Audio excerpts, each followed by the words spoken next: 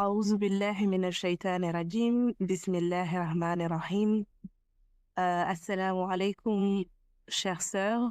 Nous avons aujourd'hui la chance, je devrais dire même l'honneur, de recevoir un invité, et pas des moindres.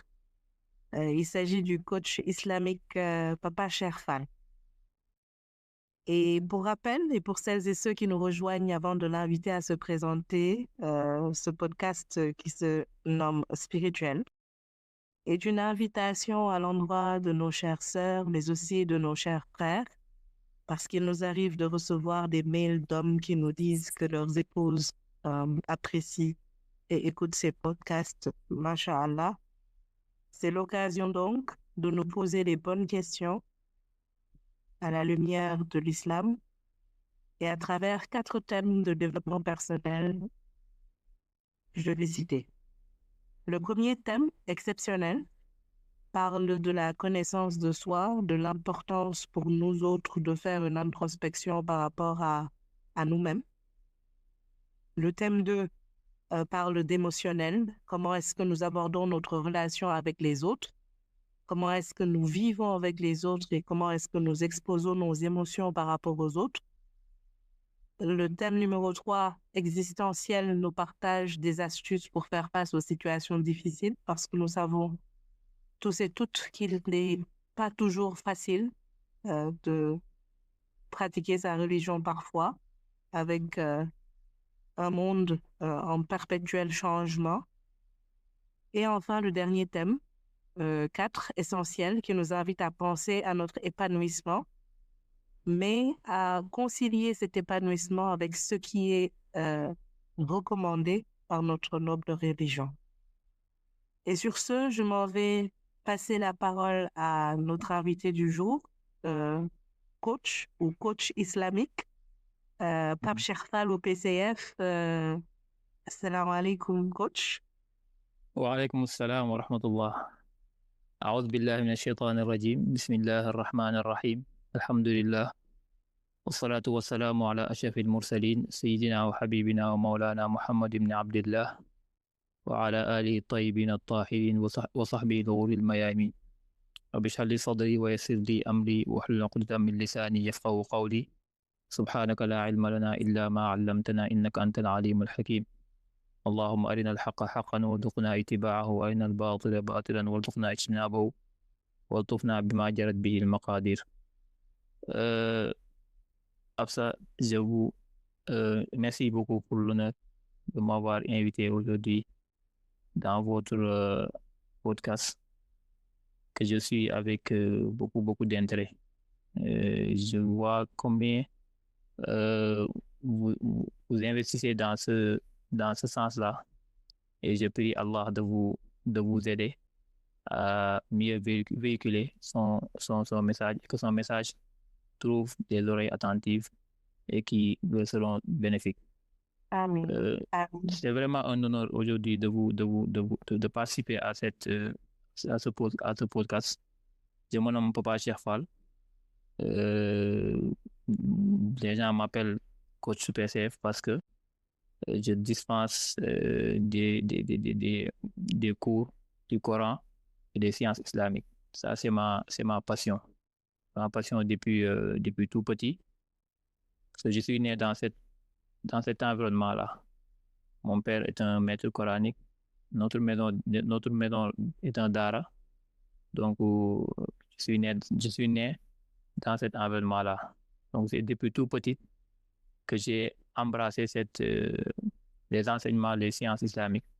Et depuis lors, je ne cesse de faire des recherches pour m'améliorer et pour mieux, en tout cas,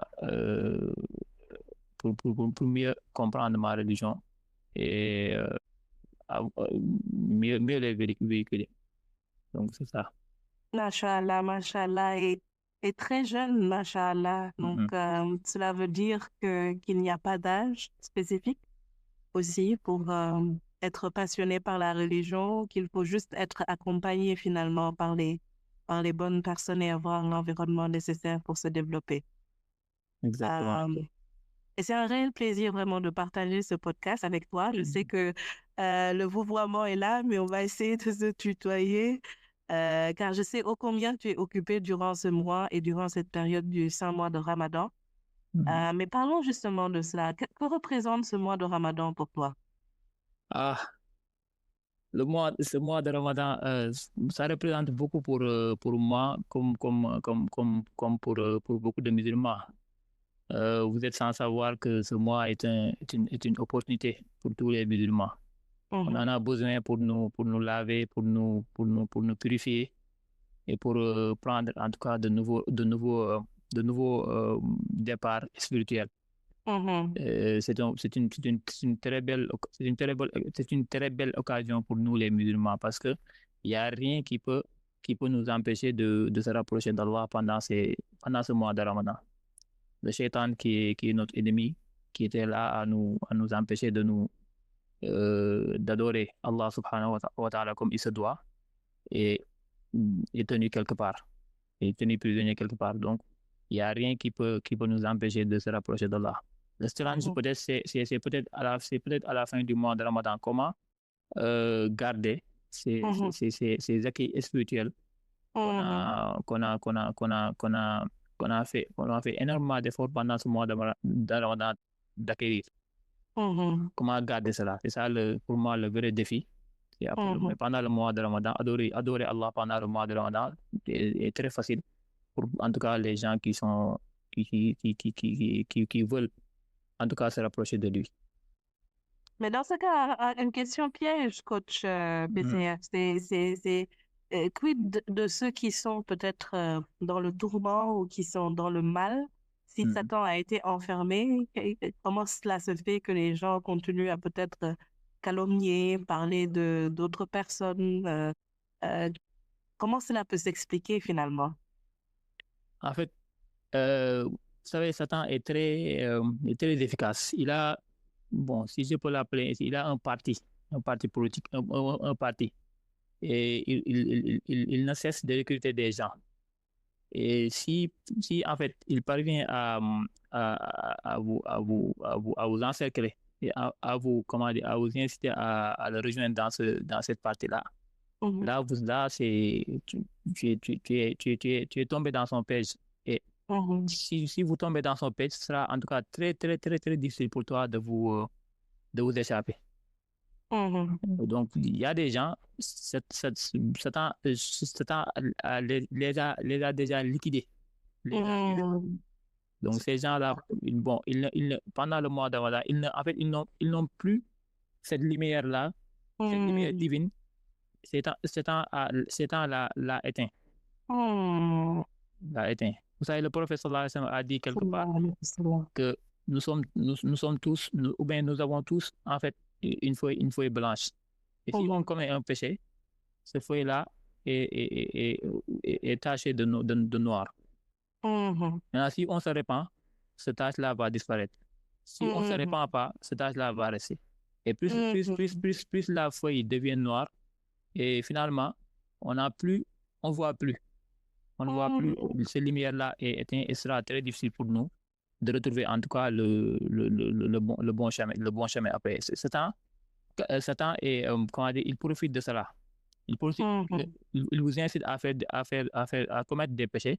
Et si vous commettez des péchés, il fera tout pour que vous ne pensez même pas se repentir. Donc, c'est pourquoi voyez, le Ramadan va être très facile. Il y a des gens qui vont jeûner facilement, qui vont reprendre peut-être la prière, toutes les bonnes actions. Mais il y a des gens qui ont du mal, en tout cas, comment dire, à profiter du mois de Ramadan, à faire ce que les gens font. Et ça, Comme à c'est nos le dons. travail de Satan. Je comprends. C'est le travail de Satan, parce qu'il est très puissant. Il a le pouvoir de circuler euh, Mhm. à, à l'intérieur de nous comme notre sang. Et Mhm. donc, ce pouvoir-là ne va pas nous laisser, en tout cas, profiter pleinement du mois de Ramadan. Il va, certes, il n'est pas là, en présence, il n'est pas là, mais Mhm. euh, il a, il a ses, il a ses membres qui Wow, c'est très vont être puissant. là. Qu'Allah nous en Waaw, préserve. waaw, waaw, amiin. Et justement, le thème de ce podcast, Coach PCF, Mhm, il est très spécifique en fait. Le thème, c'est femmes et spiritualité. Quel mhm, est le rôle et la place des hommes? mhm, Parce que nous sommes en plein mois de mars et de part et d'autre, on entend beaucoup parler de la femme et les célébrer de mhm, part et d'autre. Et ce serait intéressant d'entendre votre perspective ou ta perspective en tant qu'homme et par rapport à ta relation avec la religion, comme tu l'as si bien dit. Tu as dit que tu étais entouré et que tu l'es toujours d'ailleurs par cet écosystème-là où la religion est très présente. mhm. Qu'est-ce que cela t'inspire, ce thème, justement, femme et spiritualité et le rôle et la place des hommes? Euh, pour moi, ce thème c'est d'abord un thème d'actualité. Parce qu'on en parle, on parle beaucoup des femmes, de la relation des femmes et des hommes sur ces derniers temps. On voit Mhm. beaucoup de femmes qui, peut-être, qui sont en train de souffrir, en tout cas, cela est dû c'est dû à cause des hommes. Mhm. Et donc, Il y a pour des moi, femmes qui demandent à avoir l'égalité aussi. Je crois qu'il faut exactement, revenir oui, dessus. oui, oui, oui, Mhm. c'est surtout, surtout. Mais c'est vraiment quelque chose je pense que on peut en faire, en tout cas, beaucoup de thèmes, de sous-thèmes Mhm. par rapport à ce grand thème-là. Mais ce qu'il faut savoir, c'est qu'en l'islam, en Mhm. l'islam, la relation entre l'homme et la femme repose sur la compréhension et non sur la compétition. Mhm. Et que comme la femme a été créée, euh, euh, c'est la femme déjà pour dire simple, la femme vient de l'homme. Mhm. Euh, Sohna Hawa, notre grand-mère Hawa, vient d'Adam. Donc, cela veut dire que euh, s'il y a un rôle que l'homme doit assumer pleinement, c'est qu'il doit être un protecteur pour la femme. Donc, le Mhm. Coran et la Sunna du prophète sallallahu alayhi wa sallam ont clarifié le rôle de chacun dans la société en s'appuyant sur la justice, sur les droits mutuels, à la place et le rôle des hommes à la lumière du Coran à la lumière du Coran du Sunna. Donc, l'islam a très tôt, a très tôt réglé ce sujet-là, Mhm. ce sujet-là. Donc, il n'y a pas eu, il n'y a pas, il n'y a pas eu, il n'y a pas, il y a pas d'égalité si ce n'est que en ce qui concerne l'adoration. C'est-à-dire, Mhm.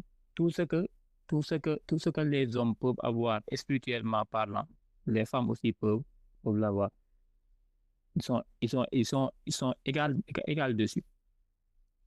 Mais Mhm. s'agissant d'autre côté, ce sont les hommes qui doivent être des protecteurs pour la femme.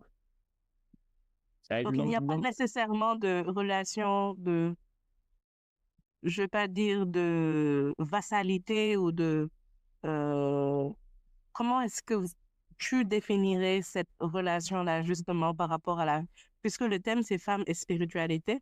En termes de spiritualité, on semble entendre qu'il y a devant Dieu, la Mhm, spiritualité est d'abord une affaire de raison. Donc, la mhm, femme en est dotée, l'homme en est doté. mhm, Et que l'homme est donc le protecteur de la femme puisque la femme a été créée à partir de l'homme. mhm, Mais justement, dans ce cadre précis, et on a parlé de cela dans une des sourates où l'idée du podcast, parce qu'on ne peut pas tout développer et que Exactement. le temps est très limité, nous prenons des sourates et des extraits pour que nos sœurs et ceux qui nous écoutent puissent aller à ces sourates et prendre le temps de beaucoup plus lire, parcourir la sourate verset après verset et comprendre l'essence de ce qu'on veut communiquer à travers ce podcast. Et il y a un fait spécifique où les femmes sont impliquées, ce sont les réseaux sociaux. Donc, les femmes sont exposées. Les violences, généralement, sont aussi bien physiques que morales et s'accroissent dangereusement, surtout présentement au Sénégal.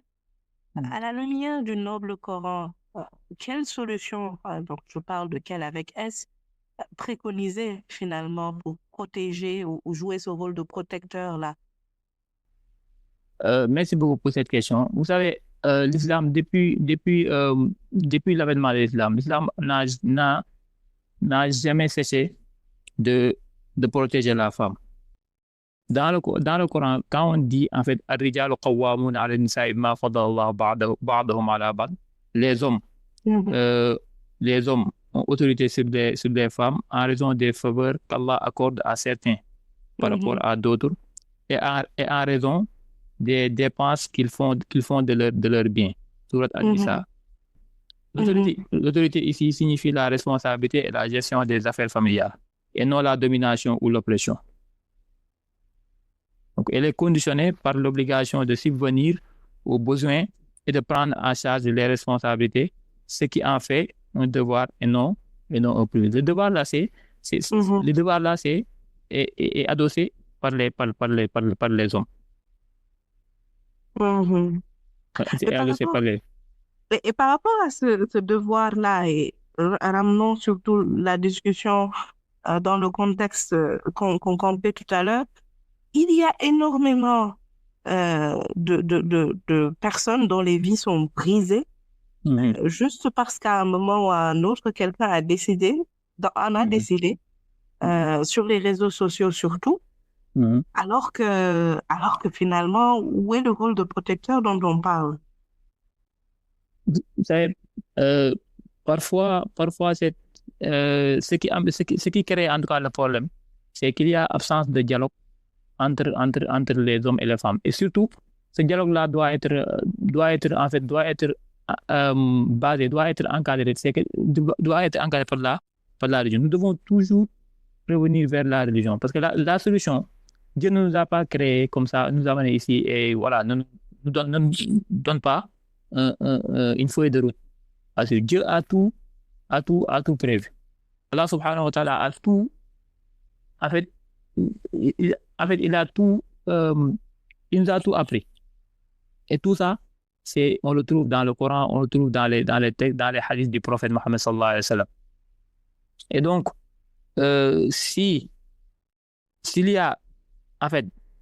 doit toujours avoir un dialogue sincère entre les hommes, entre l'homme et la femme. Et chacun doit essayer de connaître mieux sa religion, de telle sorte que quand les hommes parfois utilisent des versets pour dominer les femmes ou bien pour leur rappeler les responsabilités et tout, les femmes aussi doivent avoir aussi les mêmes arguments en utilisant aussi eux des versets pour rappeler aux hommes aussi leurs responsabilités. Et ce fait, chacun saura que les responsabilités sont partagées. Même s'il y a quelqu'un qui est au-dessus. Mais c'est juste parce que il a un rôle à assumer. Et la femme doit respecter l'homme, doit chercher, comme on dit, le paradis via son homme, son mari, etc. Mais cette relation-là, le soubassement de cette relation-là, le fondement, c'est l'adoration d'Allah. Et pour moi, quand on mutualise nos forces, quand on se rassemble pour adorer Dieu, pour moi, il ne doit pas y avoir de problème. Chacun doit se sentir épanoui dans cette relation-là. Et c'est ce que l'islam prône, c'est ce que l'islam enseigne. Mhm. Donc, si j'entends bien, coach PCF, c'est qu'il y a une relation, euh, un triangle entre l'homme, la femme Mhm. dans le couple, Mhm. idéalement, parce qu'on parlera tout à l'heure de femmes peut-être avec des interactions avec les hommes, notamment un sujet assez sensible avec le voile, dont Mhm. on parle dans les écoles, Mhm. et pour lequel malheureusement je pense que c'est tout un podcast qu'on organisera pour cela, pour Inch'Allah. parler de l'importance de pouvoir vivre avec le voile dans des environnements qui sont supposés être des environnements sûrs, Mhm. disons comme ça. Donc, la relation homme avec Allah subhanahu wa ta'ala, femme Mhm. avec Allah subhanahu wa ta'ala, et les deux Mhm. vis-à-vis de leur relation doivent avoir Allah subhanahu wa ta'ala en commun. C'est bien cela. En commun, exactement. Je Exactement. vois bien. Exactement. Et dans ce contexte, parce que on a quand même une société où la débauche parfois, c'est la grande graine, hein, on en parle Mhm. très souvent, on voit des faits divers qui peuvent même choquer, à la limite nous pousser à nous poser de sérieuses questions en tant que femmes. Nous Mhm. sommes exposés, bien entendu, avec nos sœurs qui peuvent vivre des choses inimaginables. Est-ce Mhm. qu'il ne s'agit pas aussi, quelque part, de la responsabilité des hommes euh, Mhm. de pouvoir assurer une forme de, on a parlé de protection tout à l'heure, mais Mhm. une forme de référentiel. Est-ce que Exact. finalement ces femmes ne veulent pas forcément ressembler ou plaire ou satisfaire les hommes au point de Mhm. se perdre, justement? Exactement, exactement. Les femmes tombent souvent dans ce piège-là. Parce que quand l'islam dit que tu dois chercher ton paradis chez l'homme, ça ne veut pas dire que tu dois tout accepter. Tu dois comment dirais-je, tu dois, tu dois enfreindre les règles pour satisfaire ton homme. Tout ce que ton homme dit, en fait, tu deviens un bénévole. Mhm, C'est pas comme ça. À un moment donné, il faut savoir, quand on dit, même dans nos relations avec nos parents, ce que le Coran nous a enseigné, c'est mhm, en fait d'avoir une relation qui est basée sur, sur l'adoration, mais qui est bil ma'rouf. Bil ma'rouf, ça veut dire que euh, dans le bien. Tu suis, en fait, tu fais ce que ton homme veut, tant que cela n'enfreint pas les règles islamiques, les règles mhm, établies par Allah subhanahu wa ta'ala.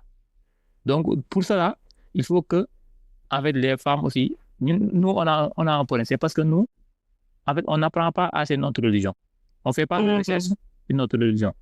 Les hommes, eux, parfois, vous pouvez épouser un homme qui a appris beaucoup de choses sur la religion, qui a des connaissances énormes sur la religion. Et si toi, mhm, en fait, vous n'avez aucune connaissance de lui, vous n'avez fait aucune recherche dessus, aucune recherche dessus, mhm, vous allez avoir des problèmes. Finalement, finalement, l'homme va utiliser ses connaissances pour te donner. Si l'homme, en tout cas, n'a pas, comment dire, ne craint pas Allah subhanahu wa ta'ala. Tout le problème aussi, c'est ça. mhm, C'est le taqwa. Moi, je connais beaucoup de choses sur ma religion, d'accord? Mais quand est-ce que cela va me servir si je l'utilise à bon escient, si je l'utilise mhm, avec crainte d'Allah, avec taqwa. mhm, Mais si, en fait, mon intention est de dominer ma femme et de l'encercler, de l'utiliser, de le manipuler, donc ça, c'est pas sincère. Ça, il n'y a pas de taqwa, il y a pas de crainte d'Allah. Et cette relation-là doit être une relation qui se base sur le taqwa. mhm, Sur le base, Masha'Allah. et la finalité est de vous retrouver, de vous retrouver au paradis. Parce que nous, en fait, en islam, la relation entre l'homme et la femme ne doit pas se limiter euh, à cette vie-là, vie sur terre. Non, la relation doit continuer au-delà de cette vie-là. Et donc, l'union, l'union doit être, l'objectif, en tout cas pour cette union-là, doit être l'adoration d'Allah. Et quand on adore Allah ensemble, on se respecte, chacun joue pleinement son rôle, mais tout doit être basé sur la crainte d'Allah, sur le taqwa. Allah wa ta'ala. Et si toi, en fait, l'homme, et si tu as des connaissances énormes sur ta religion, tu dois faire en sorte que ta femme aussi, tu dois l'aider dans ce sens-là. Mhm. Tu dois l'aider dans ce sens-là pour qu'elle connaisse au moins les bases qu'une femme musulmane doivent connaître pour mieux, en tout cas, jouer son rôle dans cette union-là. Mhm. Donc, ce que je retiens avant la pause, parce qu'il y aura un petit break où on va inviter Coach PCF à nous partager une sourate ou un verset qui l'inspire par rapport à ce thème en particulier. Mais ce qu'on retient de ta dernière intervention avant le break, c'est qu'il faut mutualiser les efforts l'un comme l'autre vis-à-vis de la relation parfois qu'on a avec le Seigneur subhanahu wa ta'ala. Et que dans cet effort-là de nous bonifier, ce n'est pas juste par rapport à la relation qu'on a sur cette vie, sur cette terre, mais c'est surtout une relation par rapport au paradis, par rapport à l'au-delà, à la vie future qu'on espère avoir au-delà de notre mort. C'est bien cela. Exactement. Et dans cette relation-là, l'homme ne doit jamais être une source de souffrance de la femme. Jamais. En aucun cas, la femme ne doit pas souffrir à cause de son homme. Si son homme assume pleinement son rôle, la femme ne va jamais souffrir. Peut-être il peut y avoir des soucis, parce que des soucis, on en trouve partout. Même dans la maison du prophète Mohammed sallallahu alayhi wa sallam, il arrivait qu'il y ait des soucis avec ses femmes. Mais ça, c'est réglé dans le bon sens. Parce que ça, c'est réglé tout de suite dans le bon sens. Et on ne les entend pas, ils vont s'asseoir, ils vont discuter, ils vont régler leurs problèmes. Chacun va exposer ce qui ne va pas. Et ensemble, ils vont trouver des solutions. Et après, la relation continue. La relation là, c'est une relation sacrée. Ça doit pas se casser à cause d'une petite discussion, d'un petit problème. Non, oui, exactement. Tout se discute. Pour mettre la communication doit être la base de cette relation, pour que chacun puisse exprimer ses émotions quand il veut. C'est pourquoi, en fait, quand on dit parfois que les hommes, les époux doivent avoir parfois des dialogues d'amour. Il doit avoir un moment de dialogue d'amour. Ce soit, il parle, que le prophète le faisait avec ses femmes. On essaye de prendre référence sur lui, sallallahu alayhi wa sallam. Tous les problèmes qu'on a là, tous ces problèmes-là, il l'avait.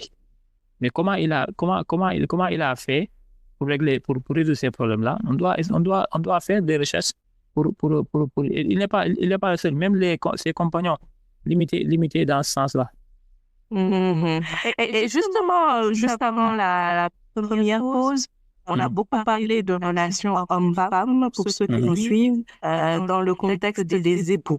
Il y a également la relation homme-femme sans être époux, et pour lequel c'est d'autant plus grave que lorsqu'on passe par certains réseaux sociaux que je ne veux pas nommer, c'est grave.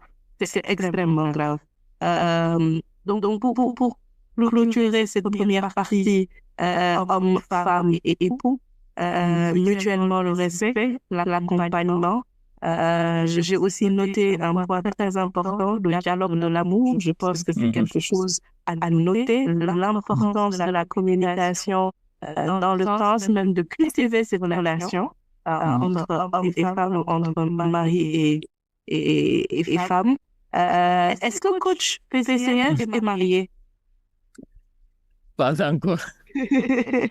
Donc, pour celles qui nous écoutent, je pense que c'est une excellente opportunité de se rapprocher après ce podcast de moi pour pouvoir justement avoir des contacts éventuellement de notre coach islamique aujourd'hui. Et juste pour terminer cette première partie, quelle est la sourate que tu voudrais nous suggérer pour résumer ce dont on a parlé en premier? Je vais parler d'un verset, d'un verset et un hadith du prophète sallallahu alayhi wa sallam qui parle de l'honneur et les droits garantis à la femme par l'islam. L'islam est venu honorer la femme et lui garantir ses droits après qu'elle ait été opprimée de nombreuses sociétés. Le prophète sallallahu alayhi wa sallam dit: Istawsu bin nisa'i khayra. Recommandez-vous mutuellement de bien traiter les femmes. Ça, c'est un hadith rapporté par Al-Bukhari et Muslim. De plus, l'homme est tenu de bien traiter son épouse, comme le souligne le verset suivant. Wa'ashiruhunna bil ma'ruf. Et comportez-vous convenablement envers elle. Sourate An-Nisa, verset 19. Ici, on voit que en fait le rôle que l'islam a confié aux hommes. C'est une amana. La femme est une amana pour l'homme. Pour moi, ce hadith-là et ce verset-là résume tout. Et l'une des choses que le prophète sallallahu alayhi wa sallam a recommandé juste dans son dernier sermon à Arafat, avant de mourir, après la salat, il dit, il nous recommande de bien prendre soin des femmes. Il nous recommande ça. Après la salat, il dit, as-salat wa ma malakat aymanukum. La prière et ce que vous, comment dire, ce que vous avez. Ce que vous avez dans ce sens, il parle des femmes. Il a vu, il sait qu'il a vu la vulnérabilité des femmes. Les femmes ont toujours besoin d'un homme à leur côté, que ça soit un grand frère, un mari, voilà, un ami, etc. Mais l'homme doit se considérer comme un protecteur de la femme, doit toujours être bienfaisant, bienveillant avec les femmes. Pourquoi, en fait, le prophète nous recommandait ça, je vais vous le dire, d'enseigner aux femmes Sourate An-Nisa, Sourate Al-Ahzab, et Sourate An-Nur. Ce sont des sourates qui enseignent beaucoup de choses aux femmes. Et si les femmes parviennent à... Exactement.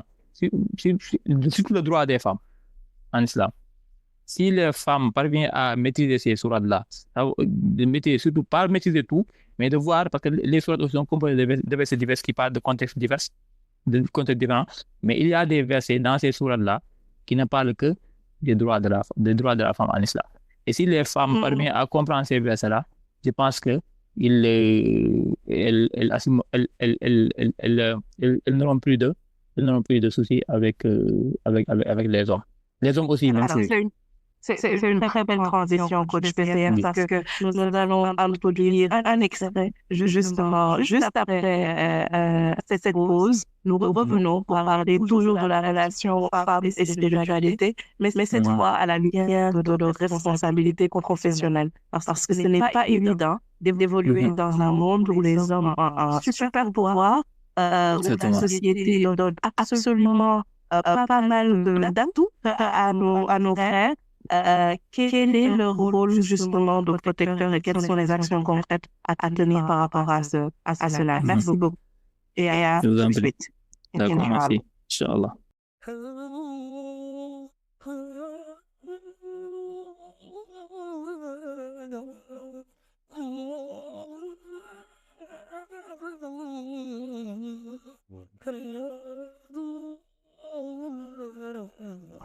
Alors, assalamu alaikum, chers sœurs, chers coach islamique PCF. On a vraiment abordé de beaucoup de questions, il les a brossées parce que bien entendu, le podcast ne nous permet pas de nous étendre en longueur, parce que chacun de ces chapitres, je pense, mérite d'avoir un podcast, des podcasts à lui seul.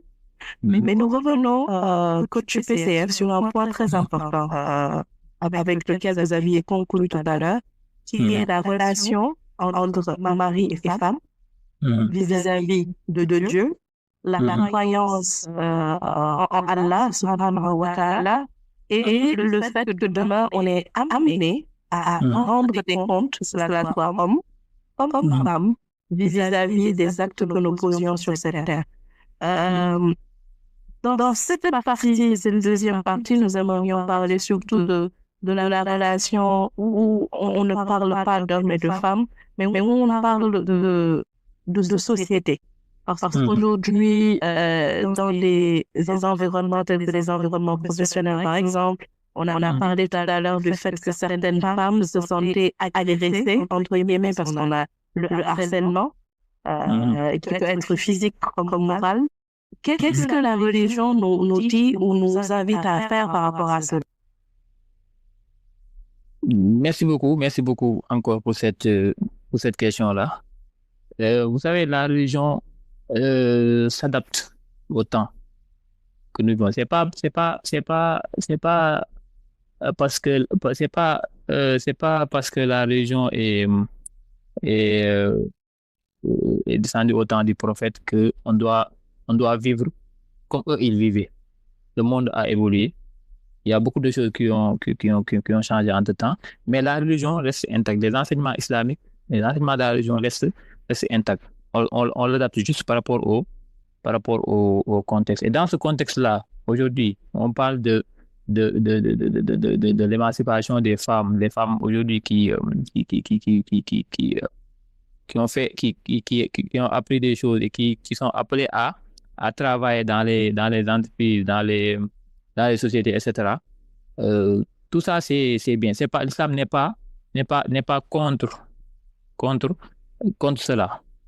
Les femmes peuvent sortir, peuvent aller travailler, mais l'islam les rappelle toujours leur religion, les enseignements de religion, pour qu'elles n'oublient pas qu'elles sont des femmes. Il y a des barrières que l'islam a mis pour la femme qui veulent aller travailler. Qu'il n'oublie pas qu'il est femme. Qu'il a des responsabilités, surtout divines, qu'Allah subhanahu wa ta'ala les a confiées. Si la femme se focalise seulement sur sa carrière professionnelle, ça va créer ce qu'on appelle de la fitna. À un moment donné, il faut se marier, il faut avoir des enfants et tout, et ça c'est le rôle fondamental de la femme. Je dis pas que c'est le rôle fondamental de la femme, ça ne veut pas dire que l'islam a interdit la femme d'avoir des ambitions, d'avoir des rêves, et de se donner les moyens pour les concrétiser. Non, l'islam n'est pas contre ça, mais elle ne doit en aucun cas oublier qu'elles sont des femmes. Leurs ambitions, leurs rêves ne doivent pas les empêcher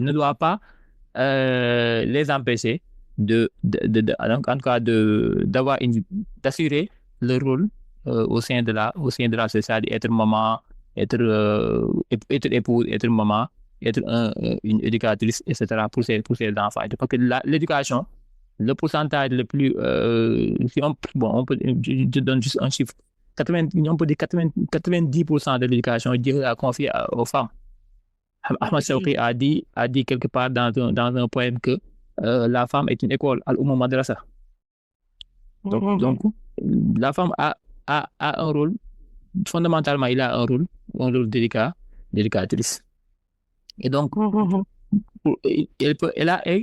si, en fait, à un moment donné, elle s'est donné les moyens d'apprendre des choses, de vouloir travailler, d'avoir des ambitions, d'avoir des rêves, vouloir s'émanciper et tout, l'islam va l'accompagner dans ce sens-là. Parce que la femme a tellement de a tellement de pouvoir, sont la force d'allier en tout cas beaucoup de choses. On les voit dans nos maisons, surtout pendant le mois de Ramadan. Comment, surtout, vous voyez une femme qui travaille de 8 heures à 6 heures, qu'elle rentre à la maison pour préparer le ndogu, etc. Donc, vous voyez tout ça. Comment dire, prendre soin de ses enfants, prendre soin de son mari. Après aussi, elle a ses obligations professionnelles aussi. Vous voyez tout ça. Et malgré la charge, tu les vois jamais se plaindre. Et tu les vois faire ces tâches-là avec beaucoup de plaisir parce que elles ont compris que ce qu'elles font là, c'est une adoration. Leur récompense, c'est Dieu qui va les récompenser. Et donc, dans tous les cas, du coup, je retiens que donc, coach PCF, c'est pour le fait que les femmes descendent un peu plus tôt ou pas? Oui, je suis d'accord. Il doit y avoir comment dirais-je,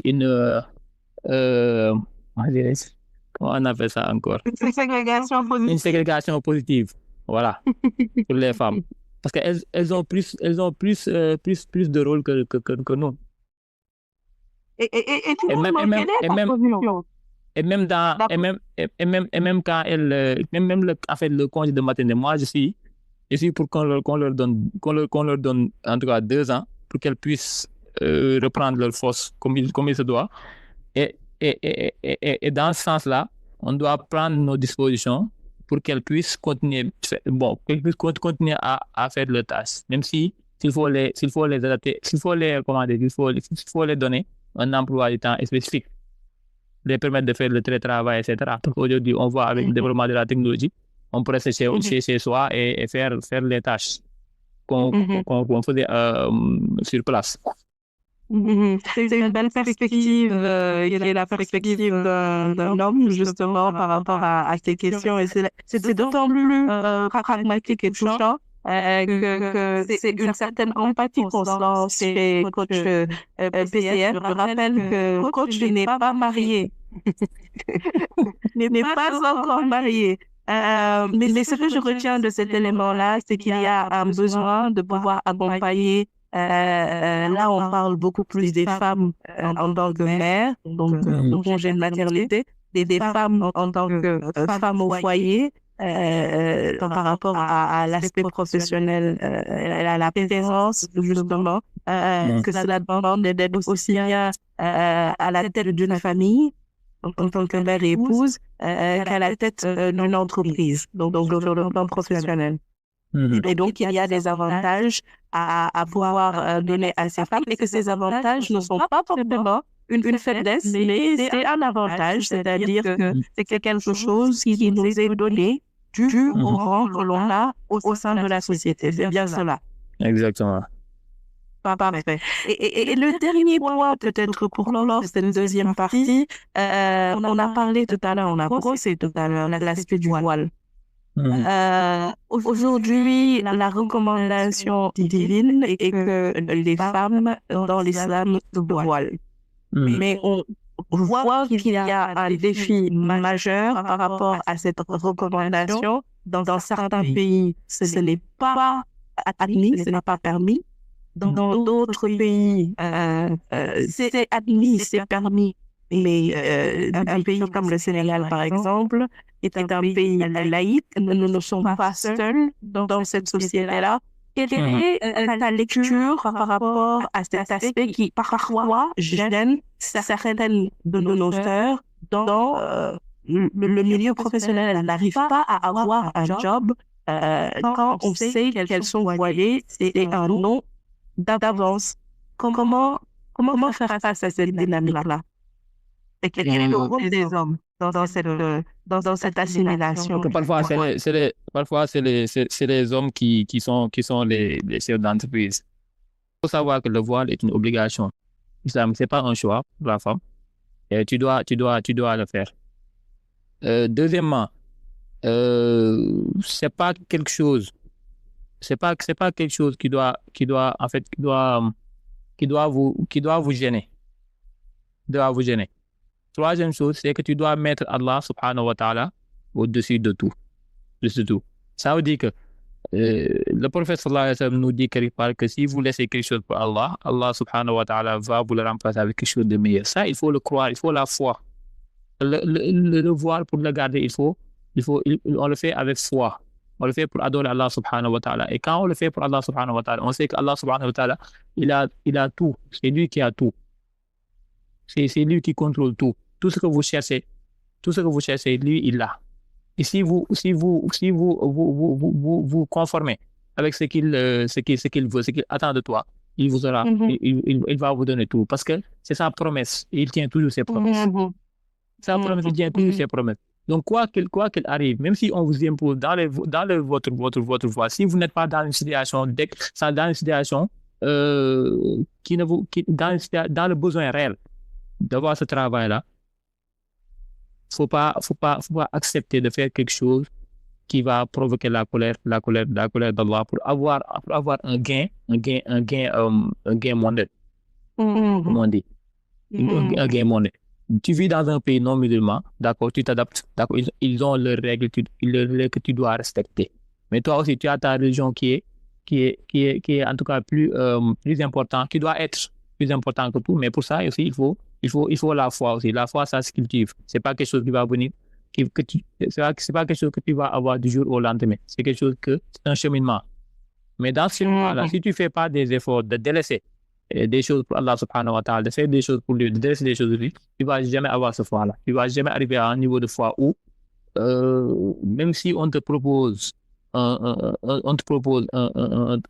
job où tu peux gagner des millions, mais la condition pour avoir ce job-là, c'est enlever votre voile. Mais à côté, on te propose un autre job, mais avec moins que cela, mais avec où tu peux garder le voile. Mais il faut choisir l'autre sans hésiter.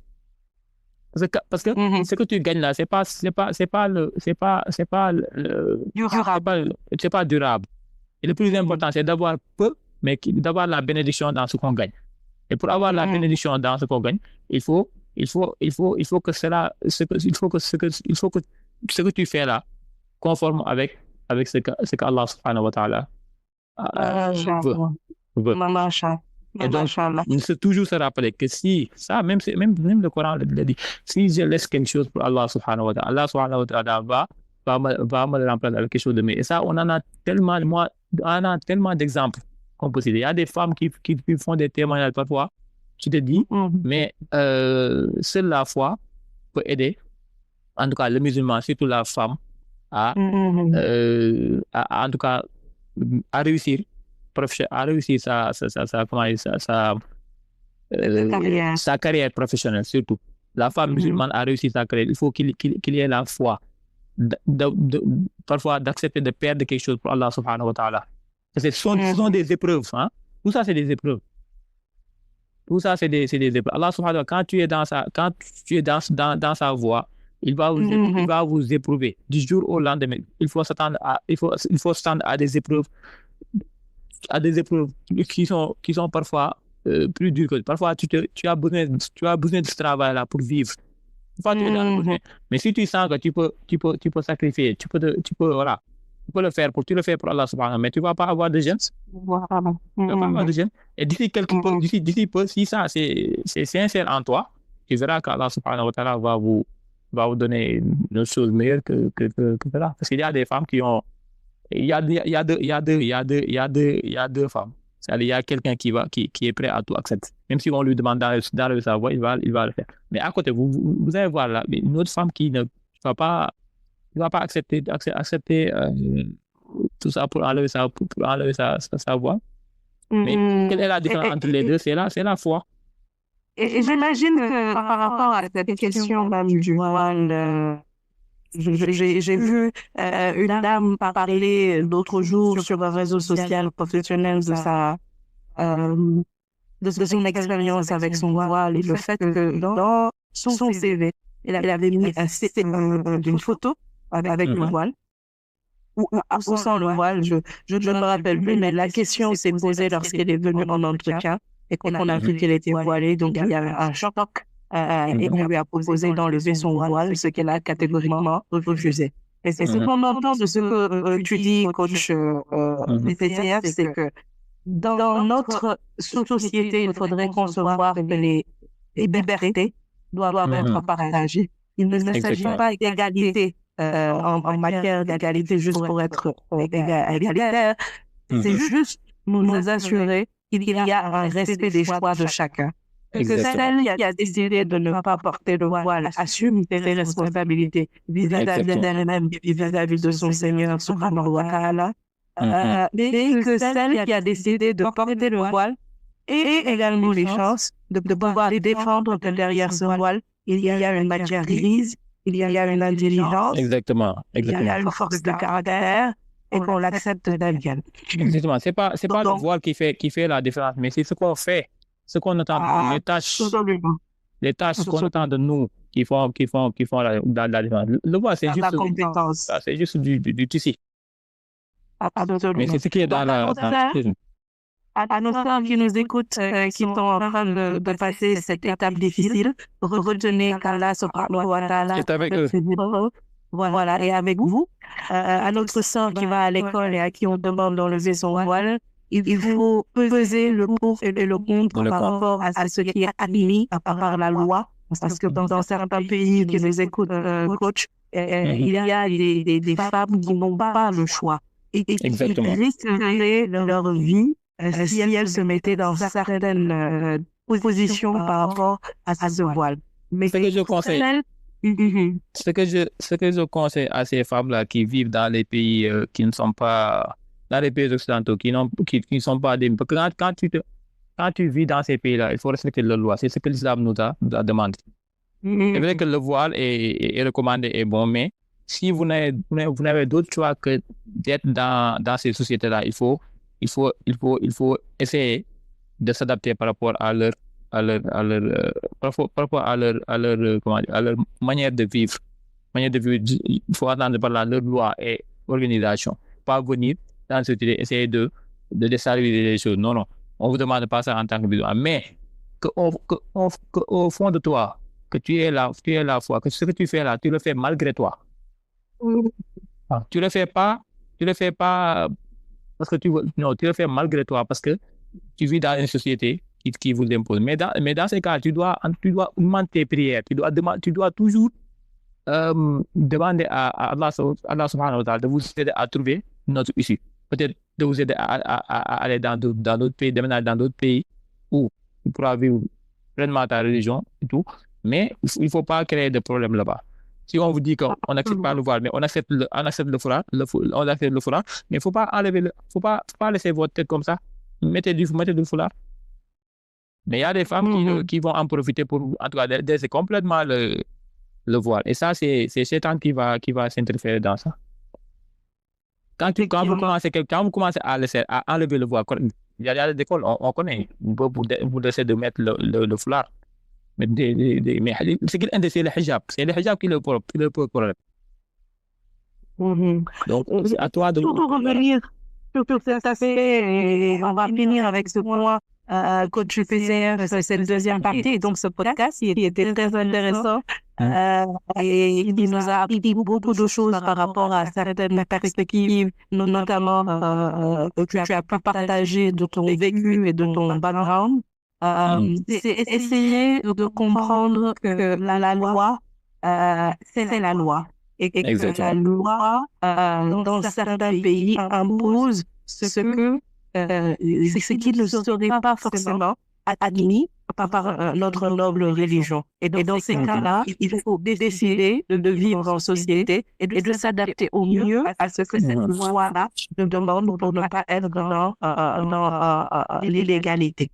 Exactement. Et le deuxième point que coach a partagé, c'est d'être en mesure de pouvoir asseoir ses compétences et de faire parler ses compétences. Parce que, in fine, ce sont ces compétences qui nous font nous asseoir à la table où on aspire à être l'égal des hommes pour pouvoir asseoir notre compétence et de dire que parfois même on est beaucoup plus compétente sur certains domaines que les hommes. Et c'est inné et c'est naturellement que nous l'avons parce que nous avons des prédispositions pour cela. Et enfin, le point qui est d'autant plus important parce qu'il l'a souligné, c'est le respect le respect de ce que notre religion nous dicte. Il n'y a pas de demi-mesure dans le fait de pouvoir faire ce que la religion nous demande, même si, in fine, la relation reste, comme il l'a dit en première partie, entre soi-même en tant que femme et Dieu. Est-ce qu'il y a une sourate, un coach que vous aimeriez partager avec nous et peut-être même votre mot de la fin à nos auditrices et auditeurs et tous ceux qui nous suivent à travers ce podcast? Oui, je vais vous partager un point avec une sourate, comment dire, une sourate, des versets peut-être, des versets et conclure peut-être deux points. Je sais pas laquelle je vais choisir. J'ai le rôle des hommes dans le soutien religieux et social des femmes. Et j'ai aussi la responsabilité de l'équité entre les sexes. Bon, je sais pas lequel prendre, mais je vais prendre le rôle des hommes.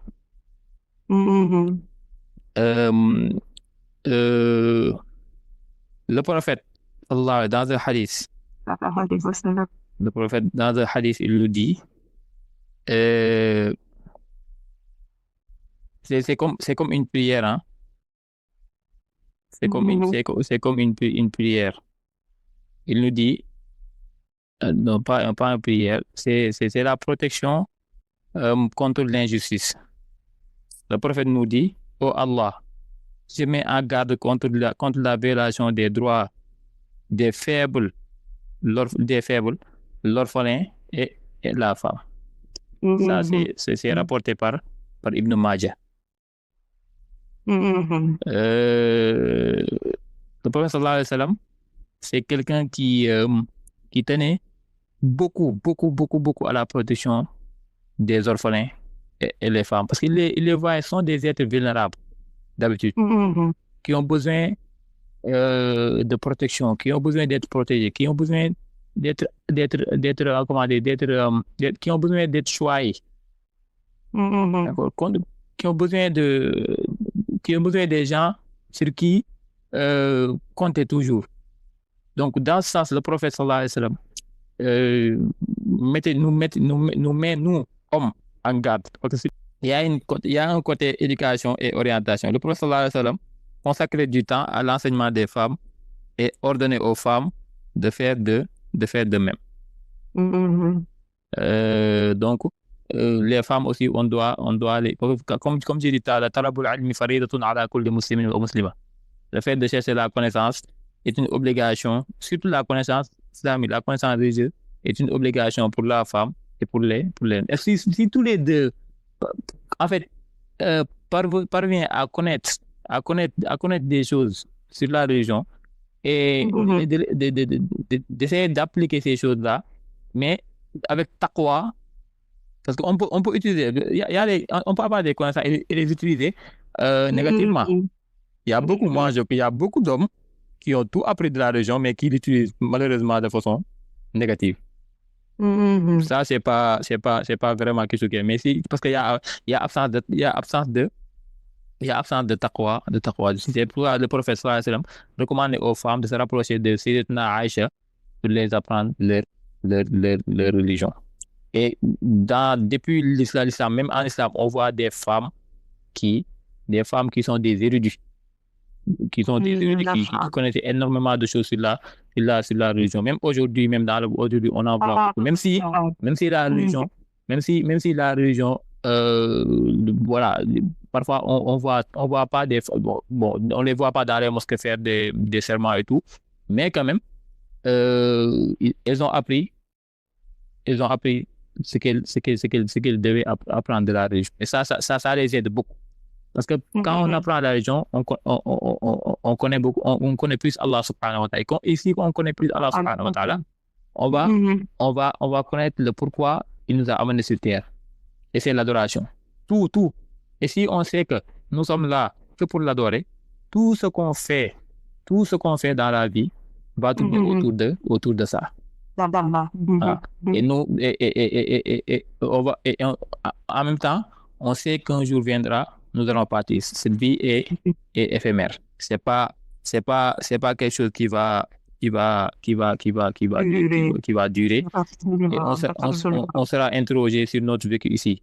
Donc même dans le Coran, si vous allez dans la sourate Al-Ahzab, vous verrez qu'il y a l'égalité en matière d'obligation et de récompense, de récompense et de sanctions. Allah subhanahu wa ta'ala nous dit: يقنت منكن لله ورسوله وتعمل صالحا نؤتها أجرها مرتين وأعتدنا لها رزقا كريما.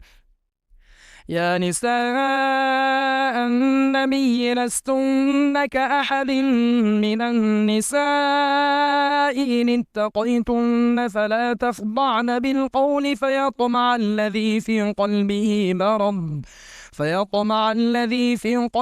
مرض وقلن قولا معروفا وقرن في بيوتكن ولا تبرجن تبرج الجاهلية الأولى وأقمنا الصلاة وآتينا الزكاة وأطعنا الله ورسوله إنما يريد الله ليذهب عنكم الرجس أهل البيت ويطهركم تطهيرا.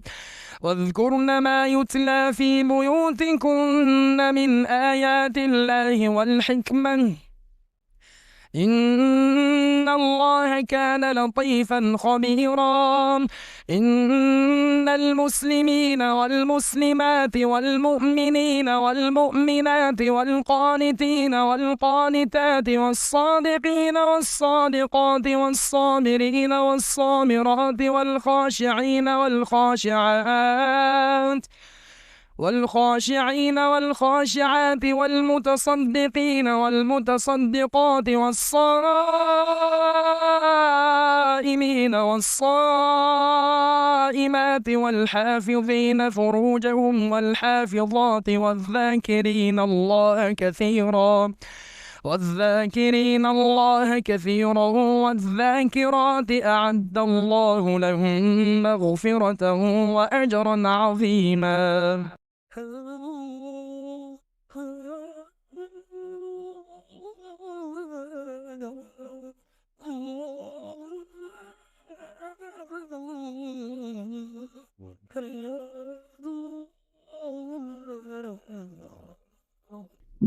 Même dans l'adoration, il n'y a que l'égalité dans l'adoration. Mais sinon, les autres responsabilités, c'est partagé. L'éducation, même si la grande part de responsabilité revient aux femmes, les hommes doivent participer à l'éducation des enfants. Ce sont les hommes qui doivent donner à manger, qui doivent aller chercher, même si la femme est une milliardaire. Est une milliardaire, tu dois lui donner de l'argent. C'est toi. Même si la femme est un milliardaire, en fait, s'il ne participe aucun franc dans la maison, elle a pleinement le droit. Si elle le fait, c'est à cause de sa bonté. Même dans les tâches ménagères là, la femme n'a pas l'obligation de les accomplir. Tu dois prendre quelqu'un qui va faire ça. Qui va faire les tâches. Donc le sous-corps à la sénégalaise là, ça s'applique pas. Ça c'est pas l'islam. Les sous-corps, les warugar, les teral ndeke, les teral goro, tout ça c'est pas islamique. Ce ne sont pas des recommandations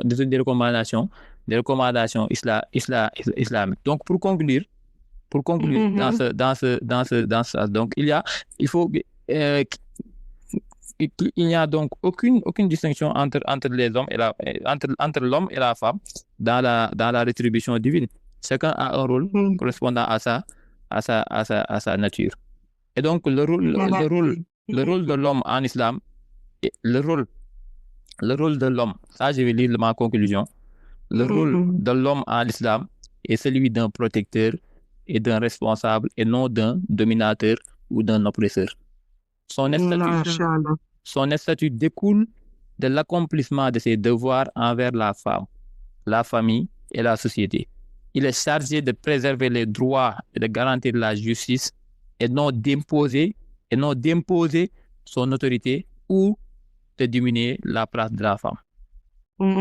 Ça, je le dis pour conclure. Donc, nous, hommes, on doit revoir notre façon de faire avec les femmes et on doit craindre Allah subhanahu wa ta'ala avec les femmes. Moi, ce que je retiens, c'est un message fondamental par rapport à la validation. Et je reviens à ton message ou à ton image de la première partie où on parlait d'un triangle, homme, femme, tous les deux tournés vers Allah subhanahu wa ta'ala. Et avec des droits et des devoirs par rapport à l'époux, à l'épouse. Mais lorsqu'il n'y a pas cette relation de mariage, on a parlé dans la deuxième partie de l'obligation de chacun vis-à-vis d'Allah par rapport à l'autre. Et donc, l'autre message que je retiens, c'est que dans ce monde où la validation se fait souvent par les réseaux sociaux, il faut beaucoup de force et beaucoup de caractère. Tout à l'heure, tu as dit un homme fort, une femme forte. C'est quelqu'un qui ne cherche pas forcément de validation des autres, mais dont la seule validation est celle d'Allah subhanahu wa ta'ala, parce que tôt ou tard, nous sommes amenés à partir dans le futur que nous ignorons aujourd'hui, mais qui est beaucoup plus longue que cette vie sur Terre. Et donc, il faut qu'on raisonne, qu'on réfléchisse à cette relation. Le travail, l'aspect carrière, l'aspect professionnel peut durer un certain temps, mais elle n'est pas éternelle. Et que tôt ou tard, nous serons amenés à rendre des comptes par rapport à la relation que nous avions vis-à-vis de notre Seigneur. C'était tout pour ce thème, femme et spiritualité. Merci infiniment, coach PCF, de nous avoir éclairé sur ta perspective personnelle, sur le rôle et la place des hommes par rapport à différents scénarios de femmes. Nous remercions le Seigneur vraiment pour cette précieuse occasion de réflexion et d'échange. Il ne nous reste qu'à prier qu'Allah subhanahu wa ta'ala fasse que cette discussion soit un chemin vers une meilleure compréhension, on part vers plus d'harmonie entre hommes et femmes dans la quête spirituelle. Et je pense qu'il est important que nous prions et que dans nos prières, nous demandions à Allah de nous inspirer à cultiver le respect. Le respect, le soutien, la complémentarité. À défaut de parler d'égalité, parlons plus de complémentarité. Surtout de l'empathie. De l'empathie. Pour que Allah puisse élever nos âmes vraiment ensemble dans la lumière de sa guidance. Et qu'on puisse construire une société où chacun trouve sa place dans la justice et l'équité, comme tu l'as dit tout à l'heure. Donc vraiment, en ce mois de Ramadan, chaque femme ait la force de s'épanouir parce que nous sommes en plein mois de mars. Et qu'elle s'épanouisse vraiment pleinement dans sa foi et que chaque homme ait la sagesse d'être un allié, un guide, un soutien sincère et qu'Allah fasse de nous des êtres vraiment qui vont ensemble dans l'amour et la bienveillance, mais aussi la piété. Assalamu alaikum wa rahmatullahi wa barakatuh. Wa alaikum salam wa rahmatullahi wa barakatuh.